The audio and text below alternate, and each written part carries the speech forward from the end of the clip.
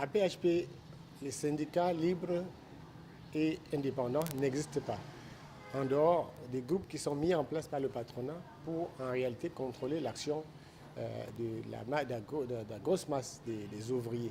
Si bien que ceux qui sont délégués du personnel du simple fait et de la simple volonté du PHP sont en réalité servent de bouclier à la direction de l'entreprise. Du coup, il n'est pas possible qu'il y ait une libre expression de la masse des salariés de PHP.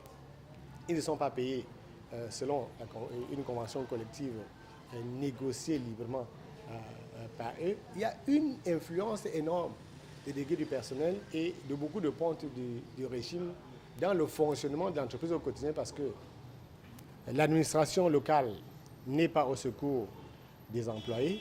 L'administration du travail est entièrement inféodée.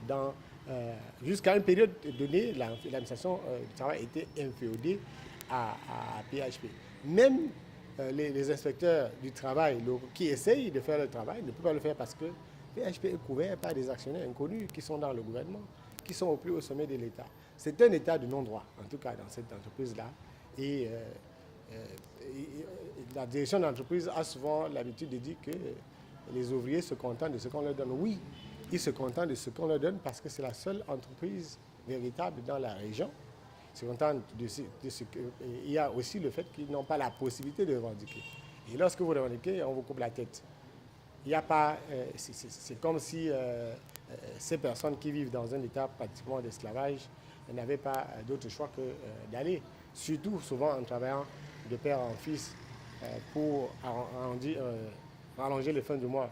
Les salaires sont bas. Les enfants peuvent travailler en temporaire. Les époux ou les épouses du travailleur peuvent exercer des tâches temporaires pour pouvoir augmenter la masse d'argent qui va à la famille. Lorsque ce n'est pas la forme moderne d'esclavage, il y a une forme induite d'esclavage où les gens se mettent volontairement pour pouvoir survivre. Et ça, c'est toujours de l'esclavage.